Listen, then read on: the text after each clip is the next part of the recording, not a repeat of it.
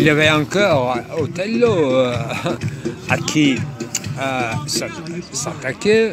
Effectivement, Shakespeare a écrit beaucoup de poèmes tragiques. C'est vrai que nous renommions notre Yftade fut une nymphe orientale insatiable, en image et en colifichet de vanité. Elle n'a eu même pas un mari lucratif. Son mari ne fut Jean lubrique ni lucratif, qui profitasse d'elle, mais encore moins qu'il la fût capitaliste pour lui seul. Cette femme, qui n'a eu été qu'un enfant encore divin, bien ficelé, Céleste fut parue pour chaque homme.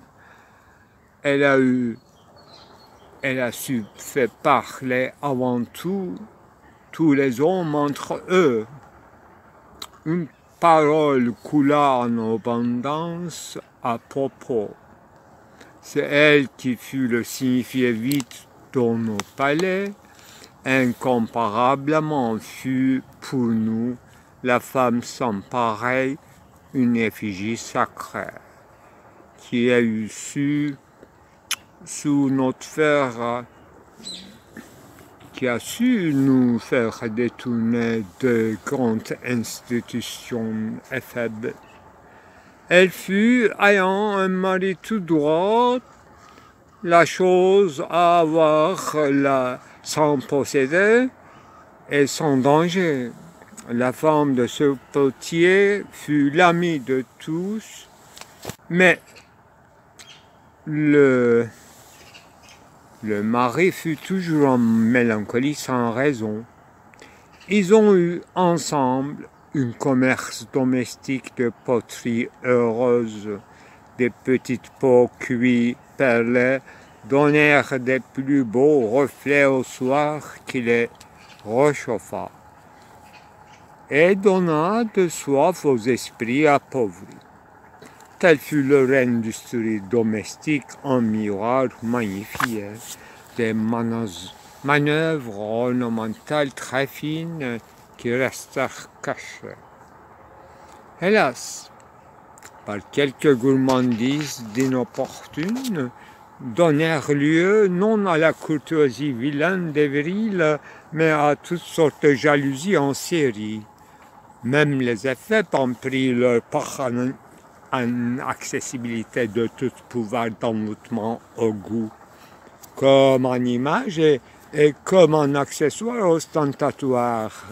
En ascensoir fut brûlé le bois des santales parfumées, et de ces nuits interminables des assemblages trop fraternels se furent gémis des plus beaux chuchotements des bestiaires, des miniatures parlantes. Un grand palais des superbes, dont la fonction d'exergue à qui manquant, ces belles effigies sont toutes réanimées, des longues dates fanées et frénétiques, faisant danser dans tardives couches, sans trop de lierre pour l'esprit en décousu, des lapins et des savants, l'immense imprégné de beaux savoirs gracieusement fut offerte de la constellation, tout en paix mitigée. Bon, soyons sérieux, ce poème parle de l'économie domestique, si vous voulez, mais il s'agit, comme il s'agit d'une multitude, il ne s'agit pas d'une domesticité comme on entend, mais il s'agit encore d'une une domesticité, et plus que cela, d'un artisanat, d'un savoir-faire et de vivre dans une multitude. Donc il s'agit d'une communauté aussi, mais ce n'est pas exactement une communauté possible, parce que le dernier mot, quand même, dit la vérité, c'est mitigé, une paix mitigée. Il s'agit d'une paix, effectivement, mais les gens se disputent. C'est un état qui fait parler, surtout les hommes. Les femmes, du côté des femmes, effectivement, il devait y avoir une circulation de parole encore plus abondante que celle des hommes, mais l'héros du poème, cette femme renommée, Üftade, c'est un nom parfait, même un pseudonyme apparemment, Zahra, effectivement, ça renvoie à Sarah, la mère des nations bibliques, bien acceptée comme nom, Zahra, dans la tradition musulmane aussi. Alors, cette femme est décrite comme la femme et sans pareil, et voilà, sans pareil. Donc, dans la communauté, il y a des autres femmes qui se ressemblent, et Üftade, c'est une autre chose, quelque chose d'à part. Mais elle est mariée, forcément, on parle plusieurs fois de son mari, on décrit mieux qu'elle, son mari. Elle est définie par rapport à son mari, c'est très bien, parce qu'elle est mariée, donc elle est une femme instituée. Bon, soit que son mari soit dans une mélancolie sans raison, la raison peut s'expliquer d'un jour à l'autre afin qu'il n'y a pas des importunés qui fassent quoi. Il y avait un vers qui parle des opportunés, inopportunés, qui fait une trêve à cette paix, apparemment. Ça fait une paix mitigée. Et puisque les hommes parlent, puisque d'être en effectivité, et ils ne s'entendent pas, ils veulent s'informer sur le sujet, non pas sur cette domesticité, sur cette famille, mais en général sur la vie, sûrement, sur leur destinée, et sur leur état dans lequel ils se trouvent, c'est-à-dire leurs femmes à eux et leurs enfants, etc. Sûrement. En fait, l'existence, c'est quoi d'autres choses. Mais l'artisanat, effectivement, c'est pas une luxurie, c'est un artisanat de l'utile, c'est-à-dire de poterie. Alors, ça vient de la terre, ça passe par la modélisation, et cela a une fin pas trop précis, en fait, avec un pot de verre ou pot de céramique, on peut boire du thé, du lait, ou bien des boissons alcoolisées, pourquoi pas, mais il y a une fonction quand même de reflet dans une pot rempli de l'eau, reflet qui fait rêver, effectivement. Reflet, ça multiplie le visage ou les événements, les actes et les scènes. Et qu'est-ce qu'il y a comme temporalité? Voilà, interminable, les nuits interminables et frénétiques. Ça a un rapport à la temporalité. Donc il y a quelque chose qui ne s'arrête pas, qui dure toute la nuit jusqu'au matin. Et c'est une femme insatiable, et nommée avec un mot grec de la mythologie grecque, nymphe. Nymphe, qui nous donne effectivement un type de névrose qu'on a catalogué nymphomane. Voilà, une femme étiquetée comme nymphomane, mais effectivement, il paraît qu'on est dans une communauté musulmane et les hommes n'ont pas trop l'air de s'inquiéter ni de se fâcher, ni aller si loin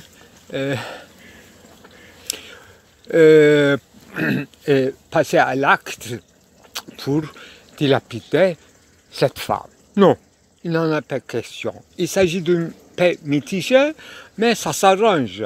Et le mari, apparemment, c'est la clé, parce qu'il est artisanat. Il produit des choses à des fins diverses.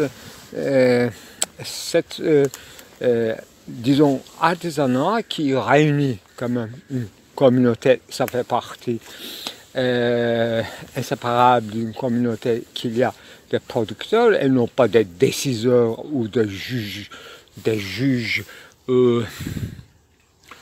applicateurs des lois, des fonctionnaires et des guerriers, et des salariés, etc.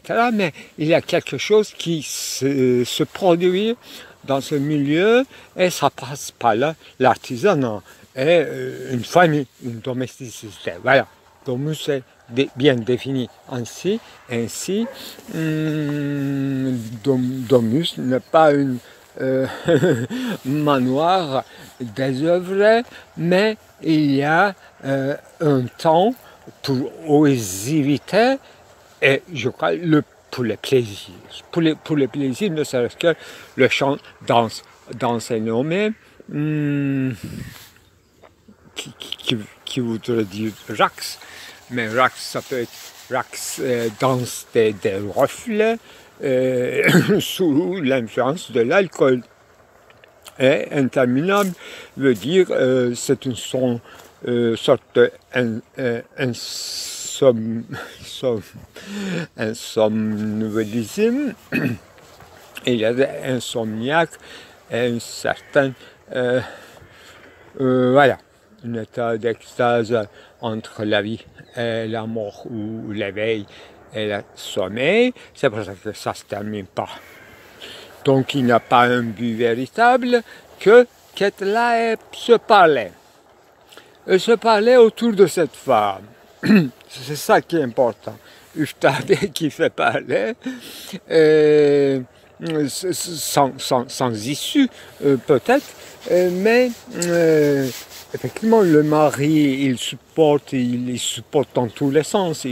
Il est, comment on dit, supporteur, quelqu'un qui soutient sa femme, qui soutient et qui n'a pas lubrique lui-même. Il n'a pas lubrique, donc il n'est pas immoral comme personne. Il est intègre, il a un métier, il est connu par sa communauté et il n'est pas quoi, lubrique ou lucratif. Il ne cherche pas l'argent. Il ne cherche pas, il ne fait même pas son métier pour l'argent. Et encore moins, en fait, on ne se marie pas pour l'argent, effectivement. C'est un homme intègre, mais en mélancolie. Donc, comme tout le monde, comme chaque mari, qui obéit à la Sittlichkeit, à la communauté, à la moralité établie, à la domesticité en communauté. Et tout le monde dans une mélancolie, en quelque sorte, les autres inopportunés. Et on cite le mot viril, effectivement, non pas qu'ils sont ceci ou cela à cause de leur virilité, parce qu'il n'y a pas plus ou moins de la virilité. La mélancolie ou faiblesse ou la force, ça peut se partager selon les âges, selon les situations. Donc c'est une poésie. Et par sa libéralité et description des états d'âme et des états en pluriel, ça ressemble à quelque chose un peu utopique et à la fois réalisé au sens où ce fut, c'est-à-dire dans le temps, dans une passé reculé ou dans une type de croyance comment dirais-je, révolue. On pense le mot, en fait, le pays d'Iran, persique, sous l'influence persique, ça devrait être une civilisation assez poussée. ayant un passé quand même bien établi, qui s'arrange les choses avec les allures de la présence ou de l'actualité, telle que l'actualité où le singulier se présente devant eux, il juge. C'est pour ça qu'il parle trop. C'est comme les juifs dans une communauté de vieilles. Bon, j'ai réchauffé les esprits des chiens dans cette torride forêt. Il faut que je fasse l'attention pour ne pas être mort encore une fois et être infortuné.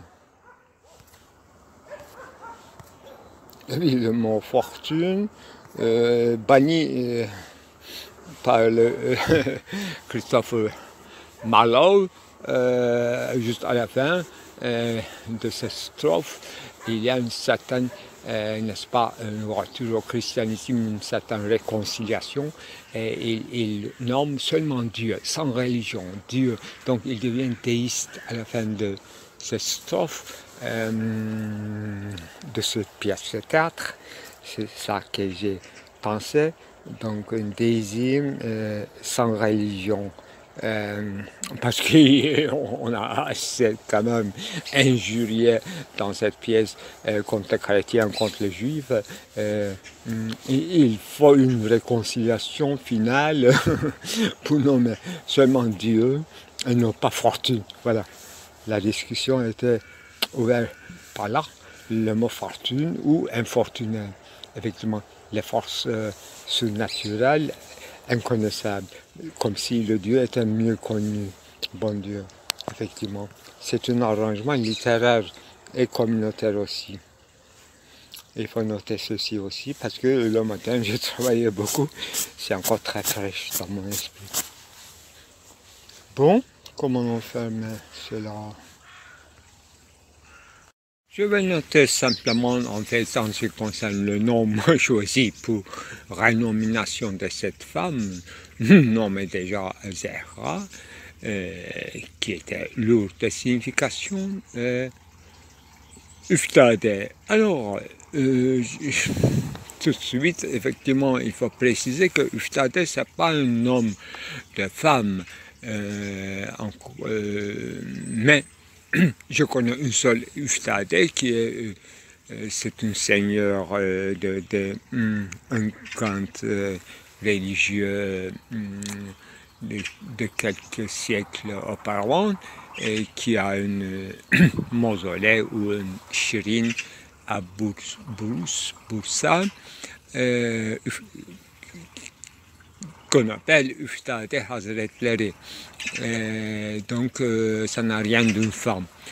Tout d'abord, mais j'ai écrit ce poème effectivement, peut-être en pensant le fait qui est passé le prénom de femme, ça c'est précis, le fait, ce prénom se trouve dans un titre du roman, dans l'un des premiers romans turcs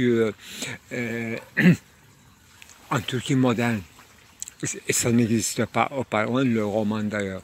C'est seulement un truc du 19e siècle chez nous. En tout cas, Ülfet, c'est Hamamcı Ülfet. Ülfet,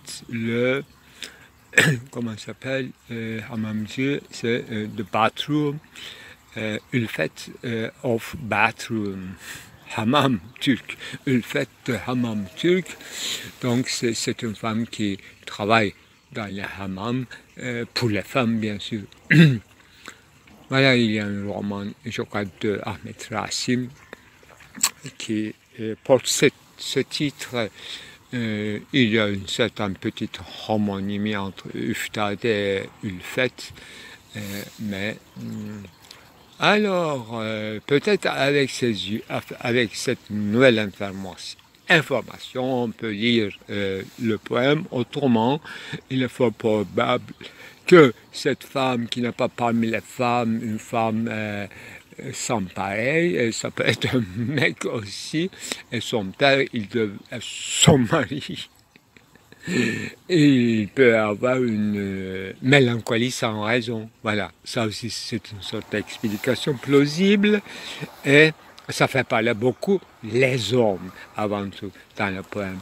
Effectivement, il y a une sorte de quoi, des soirs interminables et sans issue. Ça aussi, ça peut expliquer qu'il s'agit d'une conversation ou d'une fête, une célébration homme à homme, et ce qui fait détourner des éphèbes, de l'institution des éphèbes. Effectivement, c'est nommé dans le poème. C'est une lourde expression, parler de l'institution dans un poème, mais effectivement pour préciser qu'il s'agit de quelque chose d'indéracinable, effectivement. Ce n'est pas un mal radical, mais une institution seulement, c'est-à-dire une certaine régularité, une certaine ordre, une certaine pratique durable. Voilà, tous ces petits trucs peut élucider l'atmosphère du poème. À partir de là, on peut juger s'il s'agit d'une utopie, d'une comment on dit, par needless atopie. On n'aime pas le mot utopie, on dit atopie. Et il faut parler plutôt de l'atrophier ou de devenir quoi. Comme il s'agit d'une cellule de cancer, n'est-ce pas, de faire une métastase, atrophier, métastase, c'est un mot plus utile pour parler de prolongement de certaines pratiques ou de non-pratiques, ou de mélancolie et de cataclysme et de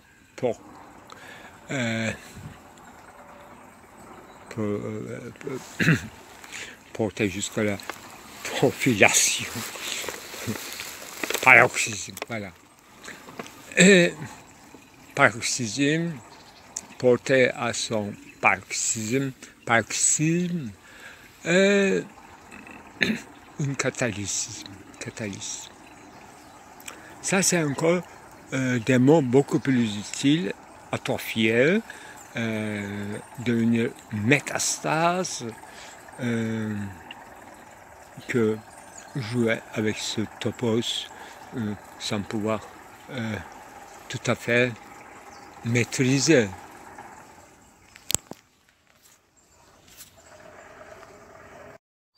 Donc, il vaut mieux toujours commencer par une incipit, non préparé, mais circonstanciel.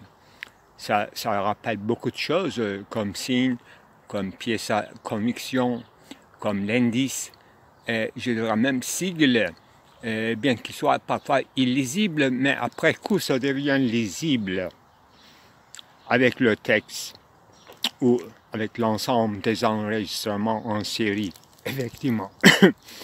Eh bien,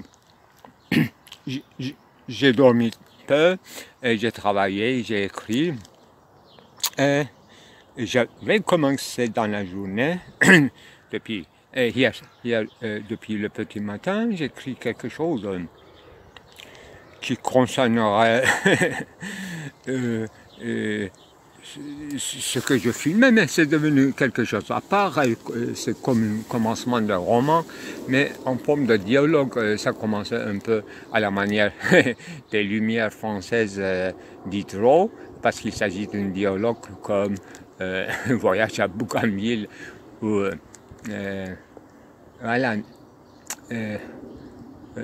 neveu de Rameau et lettre de Lambert. Bon, je ne vais pas parler du contenu tout de suite, mais de cet incipit, effectivement, je me suis attaqué au niveau symbolique, je dirais d'une manière différée, même on peut dire par procuration, ce serait peut-être par provision. C'est une fourberie, une certaine frivolité du samedi soir, sûrement, qui s'est arrivé chez moi, entre guillemets. Ici, ce n'est pas tout à fait chez moi, mais c'est devenu, c'est approprié, c'est devenu comme une Eigentum, mais commune.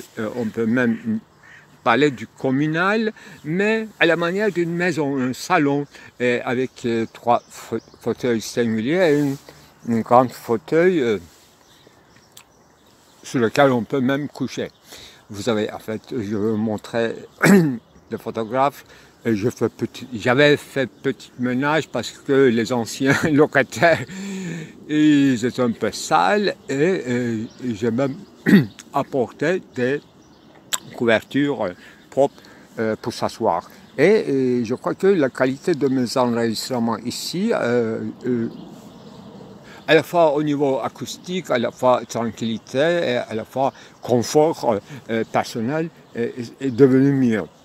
Donc je tiens beaucoup cet été, dans ce début d'été, en plein printemps, ce chez moi que j'avais investi, j'avais mis quand même un peu d'effort pour nettoyer et ramasser les débris et les déchets des autres. Et en les ramassant, effectivement, j'ai eu une idée sur leur caractère, mode de vie, leurs approches. J'ai d'abord très bien apprécié la décoration de leur chambre sans mur. Il n'y a même pas une seule mur. C'est ouvert à 4 vents et sous une, disons, cerisier qui nous sert du toit. Toit, je veux dire la loi. La loi, on est donc sous l'égide des lois des forêts sauvages. J'exagère un peu, on est sous l'égide des lois botaniques, disons. On est en toute verdure en cet début d'avril. Voilà l'incipit. Alors je me suis attaqué au niveau symbolique parce que le matin, arrivant chez moi, entre guillemets, j'ai vu que 2 petites tables à Madeleine, très proustien, étaient cassées, volontairement.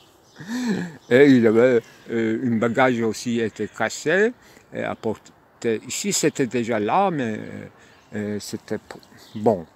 Il y a une poterie, une pote cuite, donc ça renvoie à notre, non pas juif de Malte, mais cette Iranienne intègre le mari avec une grande M, mais il faut le nommer aussi, on peut le renommer comme Husrev, ça lui va aller très bien, parce que sa femme présumée s'appelle, avec mon renomination, Üftade. Son nom propre sera, selon la légende, Zehra. Et je renvoyais l'un des premiers romans turcs en baptisant Üftade à ce roman de Ulfet of Bathroom turc. Ulfet, c'était le titre du roman. Donc il y a tout ça comme incipit qui précède les autres incipites et tout s'enchaîne par procuration au niveau symbolique et ça fait un univers, disons, imaginatif, pour dire rien, imagé. Effectivement, voilà. Mais c'est une attaque donc réelle qui a laissé des traces et j'ai ramassé 2 indices que j'ai photographié, mais je n'ai pas trouvé l'objet partiel. Il s'agit de 3 pièces d'un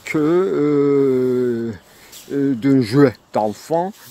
C'est pas conseillé que les petits, disons, moins de 6 ans, ne peuvent jouer. Il y a des avertissements en 6 ou 10 langues.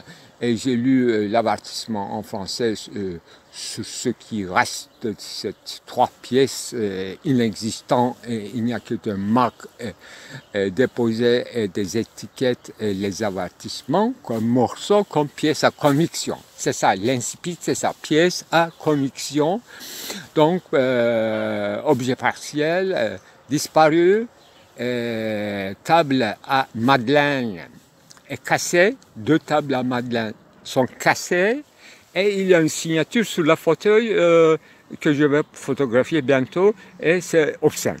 Donc il y a une menace par écrit, avec un stylo blanc sur un tissu de fauteuil blanc, très propre.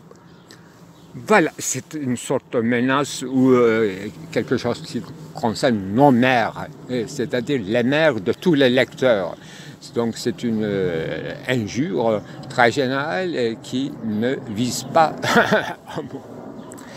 Voilà, vous avez compris, l'incipit plein de secrets, ou bien que je vais instituer un procès verbal, si vous voulez, je n'ai rien d'autre que ça, verbal et indice inanimé. Voilà, le procès, je ne veux pas exagérer jusqu'au procès de Valladolid, n'est-ce pas, l'un des titres de mon film. Qu'est-ce qu'il y a d'autre? Il y a eu des autres petits procès que j'ai filmés moi-même dans une fiction autobiographique. Là, l'un s'agissait de Joseph Beuys et son enfermement en cage avec une loupe. Là, ce procès, plutôt Valladolid, il devrait y avoir une autre version, je crois, ou bien une série que j'ai publiée ou pas. Peut-être que j'ai arrêté. C'est une sorte de challenge. Si je peux faire la même chose comme Joseph Beuys et m'enfermer dans une cage, non pas à loup, mais à chien aboyante ou non traité, pour ne pas dire sauvage. Voilà. Sur cet objet partiel disparu où nous reste l'indice comme pièce à conviction, s'écrit en turc, il s'agit d'un jouet d'enfant, les animaux sportifs, ou bien les animaux qui font du sport. Quel rapport? Je note quelque part, en ce qui concerne les typologies, caractères ou stéréotypes de nos treats, c'est-à-dire ceux qui ont attaqué hier soir ici. Voilà les animaux qui font du sport, quel rapport? Les hommes font du sport comme des accessoires physiques. Mais il y a plusieurs sortes de sports. Effectivement, c'est un sujet qui m'est cher parce qu'il s'agit des accessoires de mobilité justement, et on use des accessoires ou bien sans accessoires, on peut faire du sport et même on peut considérer l'étreinte amoureuse ou étreinte c'est pas du tout la même chose, mais étreinte érotique qui passe par les objets partiels et des morceaux ou des Abstattungen, prise de vue sérielle ou entrecroisée, etc. Vous avez tout compris de ma vie sexuelle avec ce fameux concept husserlien de Abstattungen. Donc prendre des plans coupés, découpage de plusieurs morceaux en série, l'étaler, pouvoir l'envers, ce qui ne se voit pas par la surface des choses, aller vers la profondeur. C'est Merleau-Ponty qui s'intéressait à la phénoménologie de la perception. Ça concerne tout d'abord la perception, donc une kinésis ou des solides, des choses volumineuses, des ondulations qui ne sont pas géométriques, etc. Moi, je suis pour des sports soft, pourquoi pas pour le soft hard aussi, parce que je me souviens que je m'intéresse aussi au boxe, par exemple, pourquoi pas tai chi, beaucoup plus soft, etc.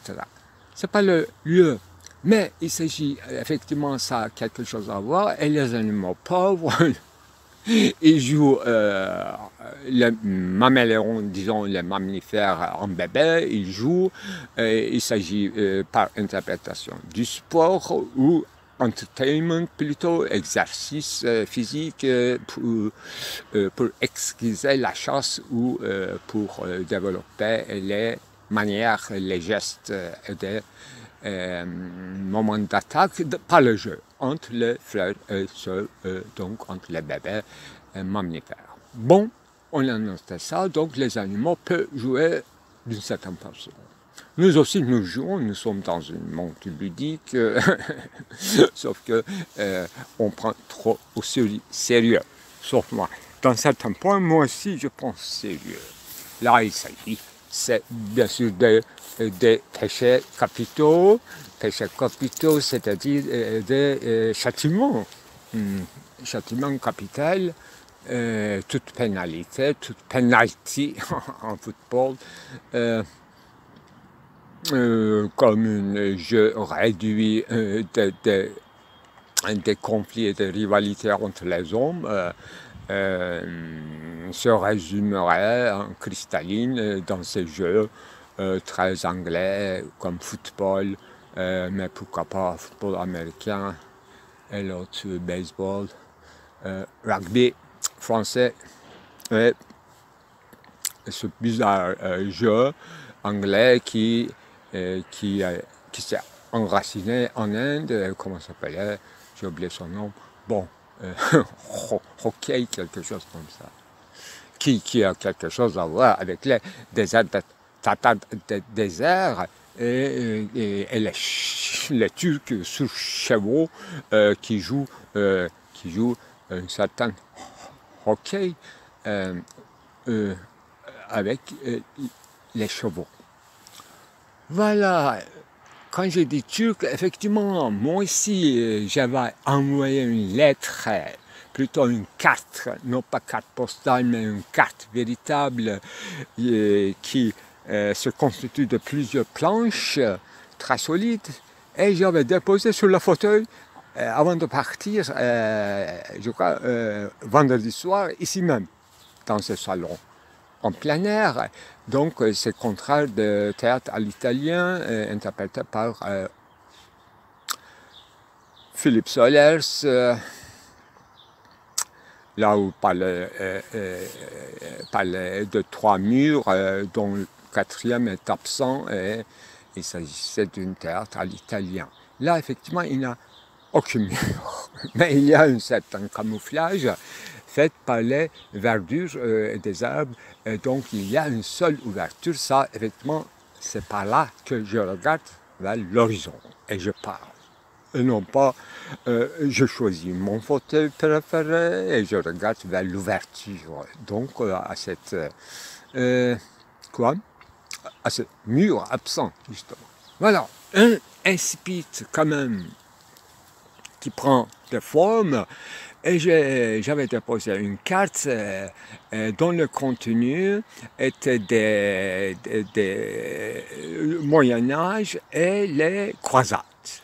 Avec les plusieurs planches, on montrait pendant l'état de Grande Selçukide, effectivement, tous ces chevaliers qui sont descendus de l'Europe, de l'Allemagne, de la France, de Belgique, et d'Espagne et de Portugaise, en passant par la Grèce, pour aller vers le Sinope et descendre vers les terres promises à Jérusalem, avec plusieurs voies choisies. Voilà, c'est l'un de mes films, effectivement, s'appelle, ça fait même début de cette série de printemps qui s'appelle Sarrazin ou Sarrazine. Effectivement, j'ai écrit une longue poème et j'ai annoté, j'ai commenté en film. Donc Sarrazin, il s'agit de l'époque de croisade, et on ne sait pas sa sexualité véritable, il y a une ambiguïté maintenue, etc. Là, dernièrement, effectivement, j'ai dit la même chose en ce qui concerne Üftade, qui n'était pas un nom de femme, et cette femme légère, iranienne, Je suppose que j'ai renommé Uftade, alors qu'il s'agissait d'une certaine sainteté locale qui est très importante quand même en ottoman. Donc on respecte encore aujourd'hui, y compris moi-même, Uftade, Seigneurie Uftade. Donc son petite anecdote pour l'instant est absent de notre série. Voilà, qu'est-ce qui nous attend pour attaquer? L'un des plus difficiles, c'est il y avait 4 ans que j'avais écrit un roman sur une interprétation libre de Ibn Khaldoun et ça se passait à Tombouctou. Là, effectivement, l'énigme est là, l'un des plus difficiles, parce qu'il s'agit encore comme qui, effectivement, comme ce marchand de, non pas marchand de Venise, mais le juif de Malte, et il aura dû venir, après la chute d'Andalousie, vers Malte. Donc il devrait être une rescapée, sa famille en tout cas, son ascendance, devrait être une rescapée de Portugal ou de l'Espagne. Donc, qu'est-ce que je voulais dire? J'avais déjà écrit un roman très énigmatique, malgré moi, avec un minimum d'informations et beaucoup de schèmes dialectiques sur la théorie d'Assabieh ou de Zdikat chez Ibn Khaldoun, et ça se passait bizarrement à Mali ancien, au XVe siècle, et donc après la chute disons, immédiate de l'Andalousie. Donc, les principaux personnages arabes ou berbères, d'origine yéménite, je suppose, venaient. Il s'appelait Gabher, comme j'ai le nommé, et il venait d'Andalousie et il s'était réfugié dans cette ville de Tombouctou. Voilà les points qui se convergent. Là, ça va jusqu'à il y a 4 ans. Et pourquoi pas, Shirin de Sertaç aussi, c'est pas d'hier, ça date quand même plusieurs années et qui me travaille. Et mes discours ont commencé à se développer pour propager dans le Shirin même, donc dans le cimetière de Karacaahmet, dans cette Shirin, devant ses restes, devant ses accessoires de mort ou de... Il manque de mots, mais ça ne manque pas de mots en ce qui concerne les cérémonies d'enterrement. Obsèques, voilà, devant les obsèques de Sertaç. Les obsèques, obsédé. Je suis obsédé par les obsèques là où il était vivant, c'est-à-dire non pas Sertaç, mais les cérémonies d'obsèques, c'est-à-dire, comment dirais, bienfaisance ou des bienfaiteurs dont son père qui donnait à manger au peuple, aux pauvres, au nom de son fils, après sa mort, après ses obsèques, et dans les quoi anniversaire de sa mort, sûrement. Voilà, c'est une tradition anatolienne qui n'existe pas en tant que telle, ni dans le Coran, ni chez les Arabes sunnites. C'est une histoire qui mélange avec les habitudes monothéistes, comme on peut vérifier dans les confessions de Saint Augustin. Là, Augustin parlait des habitudes de sa mère et allait à manger dans le cimetière, de manière anniversaire, annuelle. Et c'était une sorte idolâtrie et il fallait se retirer de cette pratique aussi. Ça soit noté. Et j'ouvre, enfin les pistes, je laisse ouvertes et donc je élargis une framework, mon Gestalt assez élastique et non pas comme un châssis d'automobile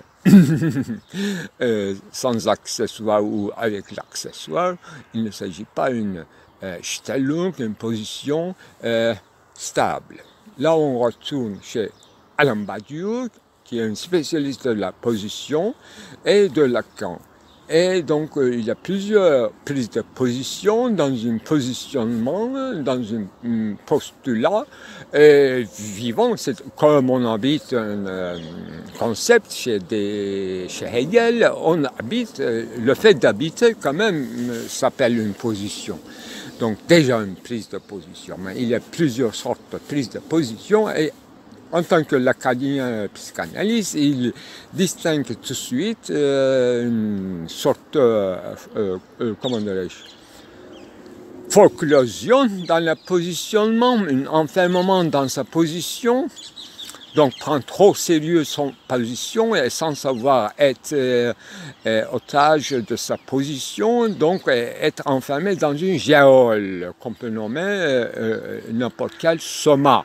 Donc toute sémantique, toute séma en grec se produit à l'intérieur de cet enfermement de foreclosion, et cette position est le pire des choses, et c'est le fascisme, c'est le dogmatisme, etc. Et c'est la psychose, d'où la psychanalyse intervient. Effectivement, Gilles Deleuze a pris presque également, exactement la même chaîne de distinction entre schizophrénie et psychose, ou paranoïa, pardon, dans les 1000 plateaux et capitalisme et schizophrénie de tomes. Voilà, Antéodype aussi vient de là.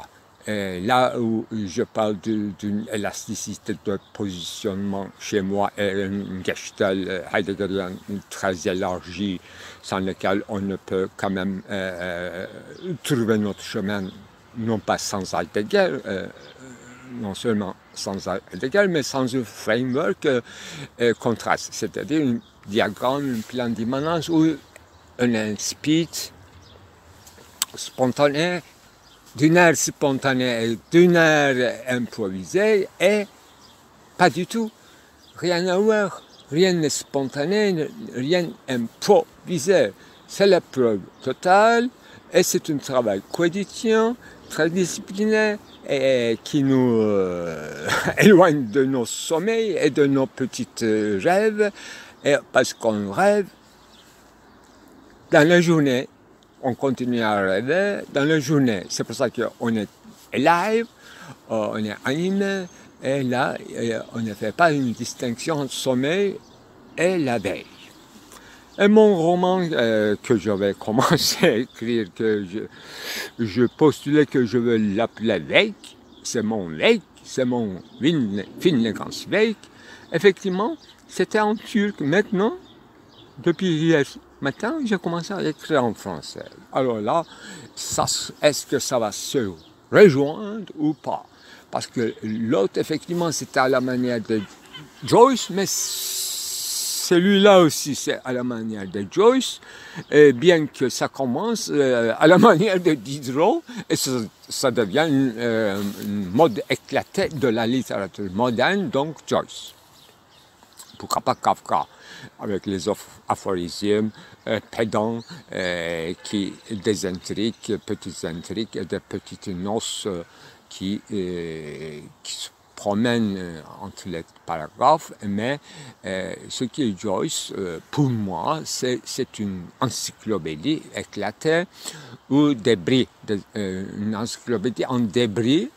Je disais que je vais dans la fiction de Temple de Valhalla, je disais qu'un jour je vais apprendre anglais dans une bibliothèque, je vais lire James Joyce, Ulysse et Homéros de manière comparée avec les encyclopédies et les dictionnaires. Donc, Ulysses, c'est lui-même une encyclopédie, et on a besoin des encyclopédies pour le faire lisible. En venant ici, en marchant ce matin, alors je me disais justement, l'insipide, ça aussi, il faut ajouter que je me promène dans un musée en plein air. Je marchais dans les rues et j'ai trouvé un objet quand même partiel, même décousu. J'utilise troisième fois dans 2 journées ce mot qui a plusieurs sens, décousu. Mais cette fois-ci, littéralement décousu, parce qu'il s'agit d'un tissage qui est fait sûrement par une femme et laissé à moitié, et ça commence à être décousu, et non pas par vieillesse ou par usure, mais c'est une œuvre laissée inachevée. Donc, work in progress, que ça se termine, mais ça va terminer un moment, et ça aussi. Et cette dame avait jeté son sac qu'il a lui-même, elle-même tissé, mais incomplet parce qu'il n'y avait pas une bande pour porter. Mais le sac était complet. Et l'autre, c'était déjà une pièce d'un sac qui allait très bien, mais, comment dirais-je, paletons, les paletons sont restés encore pleins et ça n'est pas terminé.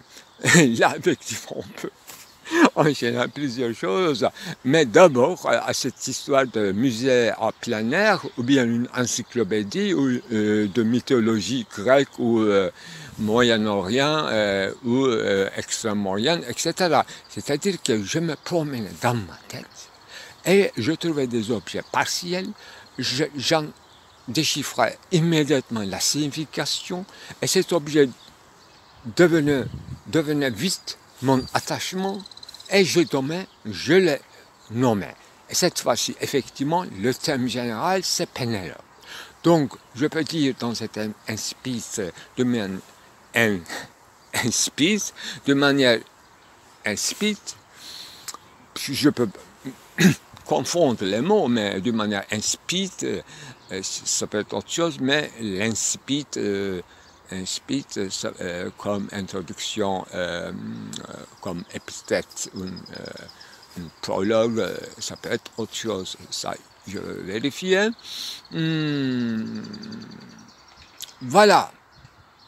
Je me disais que ce matin, en venant chez moi, entre guillemets, ici même, au fauteuil sur lequel je me suis assis, et avant de constater l'attaque virulente ou virulente, mais sans effet, sans dégâts, il ne s'agit pas d'une péché capital, mais une simple menace qui est due sûrement à une rivalité entre les hommes, dont l'un est moi, sûrement. Donc je me disais en venant que je me suis rencontré Pénélope, et mon Pénélope, effectivement intimement lié à cette pérégrination, disons, oedipale. Et c'était un couple bizarre, Oedipe et Pénélope. Et là, effectivement, c'est devenu tout de suite mon histoire interminable. Là, effectivement, je me demande si je suis Pénélope qui est en train de tisser des coudres. Si je suis bien ficelé, un bagage bien ficelé, un bagage conceptuel bien ficelé, à la Kant, là où je devrais perdre mon bagage pour accéder au sublime, littéralement c'est Kant, interprété par moi, ou bien je suis l'un de ces décousus. Il y a une expression proverbiale en turc qui est kısa bir araya gelmemek. Deux cols d'une chemise n'arrivent pas à se rejoindre. C'est une manière d'être décousu. Mais ça a une signification économique, c'est-à-dire ne pas pouvoir faire un budget complet. Toujours être en être en dette ou bien à en avoir, etc. Il y a plusieurs sortes d'expressions comme ça concernant les tailleurs, les tisserands, Léonard de Vinci, Renaissance, et l'autre, kendi kamburunun terzisi. Cette expression est reprise et utilisée par Ecevit, notre grand poète, indicateur. Ça veut dire qu'un bossu, non pas de Notre-Dame de Victor Hugo, un bossu, plutôt un tailleur qui n'arrive pas à coudre son propre bossu. On ne dit pas peut-être comme ça, en fait, ce qu'il porte comme une boissue sur son dos. Il n'arrive pas à coudre, il n'arrive pas à trouver une solution à son handicap, à ce qui lui manque uniquement. Il est un tailleur parfait, peut-être, mais ou bien qu'il ne fait que ça, c'est-à-dire qu'en tant que métier, il est tailleur et il devrait coudre des habits aux autres, mais finalement, lui étant avant tout un écrivain, une métaphore d'écrivain, il n'écrit que son boissu, son handicap, ce qui lui manque. C'est son manque, donc être bossu, qui le fait travail.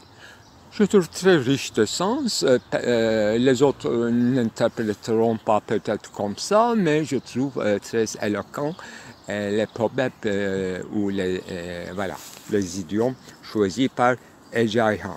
Il y a une autre qui appartient également à Ecevit qui dit atından inmeden sevişmeyi öğrenmelisin. Voilà, c'est typiquement turc, à cheval et dans le désert de Tartare, et l'expression dit que toi, tu devrais apprendre, mon fils, à faire l'amour, donc être en étreinte érotique ou amoureuse, sans descendre de ton cheval.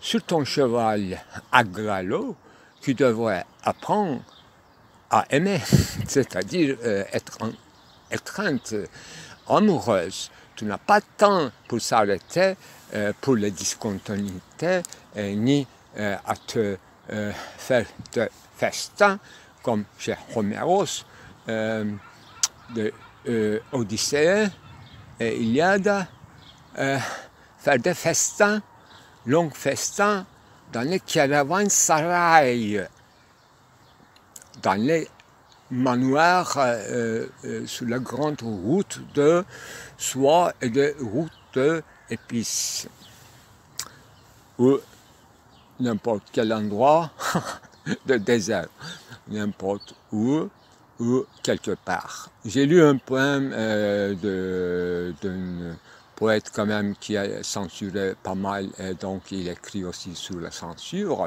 un Français qui devrait écrire dans les années, à mon avis, 40, le plus tard. Donc il a un poème qui s'appelle « Quelque part ». Quelque part, nulle part, quelque part. Il jouait avec ça. Ça devrait être quelque part, etc. Mais le plus, disons, éloquent strophe de ce monsieur, quand même grand poète, en décrivant cet état de deux guerres, entre deux guerres, deux grandes guerres, effectivement, c'était tragico-comique. Là, effectivement, on mobilise, on remobilise pour la Deuxième Guerre mondiale, sans s'apercevoir que, sans savoir exactement si la première est finie ou non. Ou bien c'est la même guerre ou c'est une deuxième guerre, c'est vague, c'est très équivoque. Les militaires simples, enfin les soldats, ils croient que en fait, ce que leurs pères n'ont pas pu achever, c'est eux qui vont achever. Donc c'est la même guerre, quoi. Même guerre, mais en deux épisodes. Ah là, ah là, je n'ai jamais entendu ça, et bien que c'est plus que vrai, et ça m'a fait pleurer. On va quelque part, on va où pour faire la guerre? On va quelque part, là où on va nous envoyer. On va être heureux quelque part, on va vivre quelque part. Je vais te envoyer des lettres à quelque part. Tu vas en recevoir quand même à nulle part. Quand on est mort, lettre effectivement envoyée, ça arrive à nulle part. On trouve quelque part la lettre. C'est ça l'objet partiel qu'on ne peut expliquer mieux. Quelque part, nulle part, lettre volée, mais la lettre reste, c'est une pièce de conviction. Ce sont des hommes qui disparus, mais lettres des soldats et des autres, des amoureux, des astreintes amoureux, il n'y a que des signes et des rythmes, des déductions, syllogismes, ou des gestels, c'est-à-dire des lits, quand même, lit de lierre de Kafka. Un lit de lierre de Kafka, c'est très bon pour l'étreinte érotique ou sexuelle. Et moi, effectivement, après l'attaque, j'ai eu moi-même une attaque tout seul chez moi. Dans cette brise du matin, j'ai eu mal, j'ai eu une attaque, j'ai eu mal et je me suis photographié. Donc, dans cet état d'attaque, là, je me suis attaqué ce matin. Effectivement, hier soir, on a attaqué chez moi. Ce matin, moi, en voyant que ma maison était dépourvue de 4 murs, sans toit, sans loi, à Philippe Solers, et j'ai eu une attaque, non pas cardiaque, effectivement, mais plus viscérale. Vous comprenez la chose? Là, effectivement, j'attends pas d'aide, mais j'attends un certain rétablissement pour continuer la journée. Voilà un speed total, comme des miettes philosophiques de Kierkegaard. En fait, il n'y a rien là-dedans, mais il y a tout à la fois. Tout est expliqué, tout est cité, tout est traduit. Rien de suggestif, c'est-à-dire rien d'allusif, tout tombe bien, mais il nous reste cette Pénélope et cette histoire de boissure, le handicap, le manque qui nous fait travail, effectivement. Ce sont des concepts, rien à expliquer, ce sont déjà concepts psychanalytiques, donc on ne peut que découdre et élargir encore plus, c'est tout, on n'a qu'enchaîner. Mais sur le chemin, on peut inventer nous-mêmes des concepts également, ne serait-ce que de manière sporadique, donc pas de concept solide qui va expliquer tout, mais on peut user du mot de l'absolu d'une manière relative aussi. Pourquoi pas que le mari d'une amoureuse ne soit pas son absolu, son idole, son dieu, etc. C'est ça. Bon, ce sont des métonymies que j'accepte, mais il y a des procédés et ce sont des idéalités littéraires qu'on peut trouver dans toutes les civilisations, sauf que j'interviens ici pour la dernière fois, sauf que hier, effectivement, je n'avais pas trop souligné, mais j'avais découvert quelque chose entre une différence radicale. Je définissais ce juif de Malte comme quelqu'un qui fait chef-d'œuvre du mal, mais effectivement par procuration, donc il ne peut être condamnable, donc il n'a pas commis, au sens propre du terme, un crime. Il a fait commettre. Voilà, lui disait, non pas lui-même, mais époque de Marlowe et de Shakespeare, était du côté encore des mal radical, au sens platonicien de la République. Mais l'expression française de fourberie et de comment ça s'appelle, archéologie de frivolité, ce sont des expressions tardives.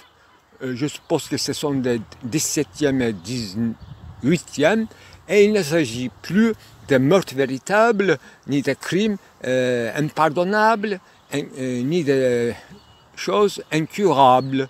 Donc il ne s'agit, ça devient une bourgeoisisation ou de capitalisation. Un processus, un passage est donc est entamé à Malte ou dans le bassin méditerranéen, mais c'est encore très pré-capitaliste parce que les Arabes payent non pas en argent, mais en espèces d'or. Donc c'est pré-capitalisme, mais le juif s'enrichit en convertissant tout en or ou en cristaux, en perles, etc. Ça aussi c'est pré-capitaliste, et donc il s'agit d'une mal radicale, voilà, selon ma définition, mais fourberie et frivolité, pourquoi pas dans le 19e, dans le 10e, les autres choses qui s'enchaînent, sont des épithètes de capitalisme à un stade plus avancé, et même de post-capitalisme. Là par où nous regardons, nous trouvons des schèmes développés ou des gestels différents stades du capitalisme. C'est ça. D'où vient ce titre quand même exorbitant de schizophrénie, capitalisme et schizophrénie. Là, on distingue des prises de position différentes. Là, exactement. Tous ces schèmes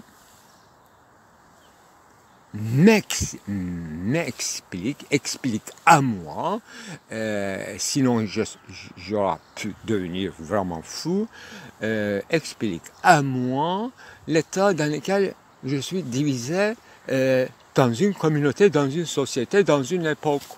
Sinon, je n'aurais pu rien comprendre. Et j'aurais pu tomber malade, au sens véritable du terme. Là, maintenant, je suis plus que dans le convalescence, je suis dans une santé rêvée par Nietzsche, grande santé.